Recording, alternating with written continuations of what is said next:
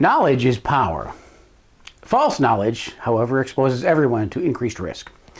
This is especially true when you're evaluating your workplace for the risk of workplace violence.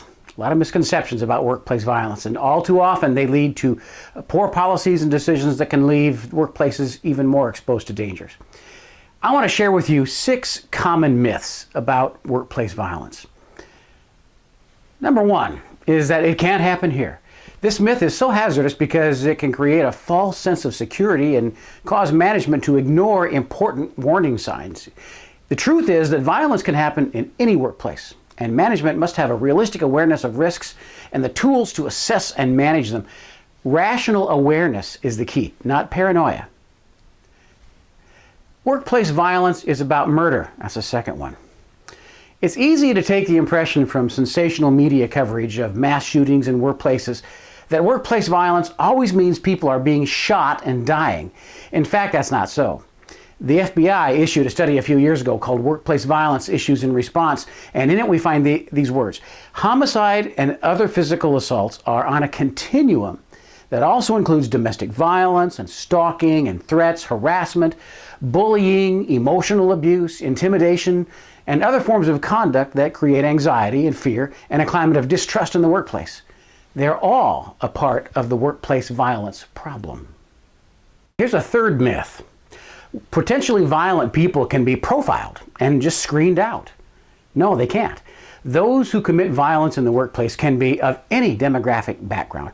And when we turn to generalizations and profiling and stereotyping to screen out potential perpetrators instead of watching for behaviors, we put the workplace in much more danger of experiencing violence. Profiles tend to be self-validating after the fact. It's easy to fit a perpetrator into a profile after a violent incident, but the truth is that many people fit any number of traits listed on the profile, but never become violent. Here's another one. Violent perpetrators just snap with no warning or clues.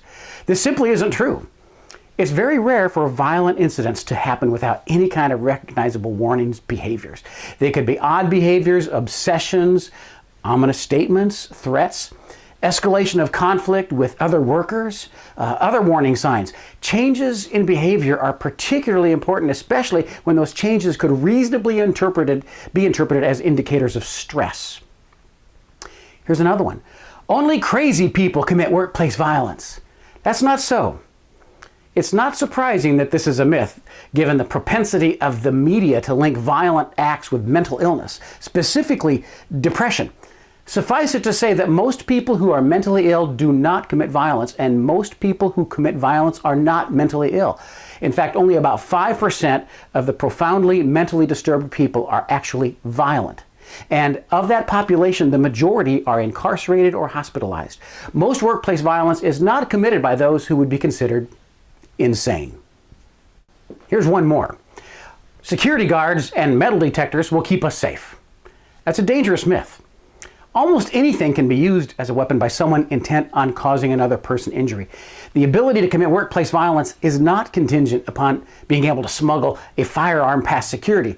It's also been demonstrated that the presence of such measures only forces the perpetrator, if they are very intent on it, to be more creative in order to defeat them. So what can you do? Well, here's what you can do. Number 1, start by educating yourself. Do some reading. Talk to an expert. Have you subscribed to any of the myths mentioned in this video? Becoming aware of that is a really great start.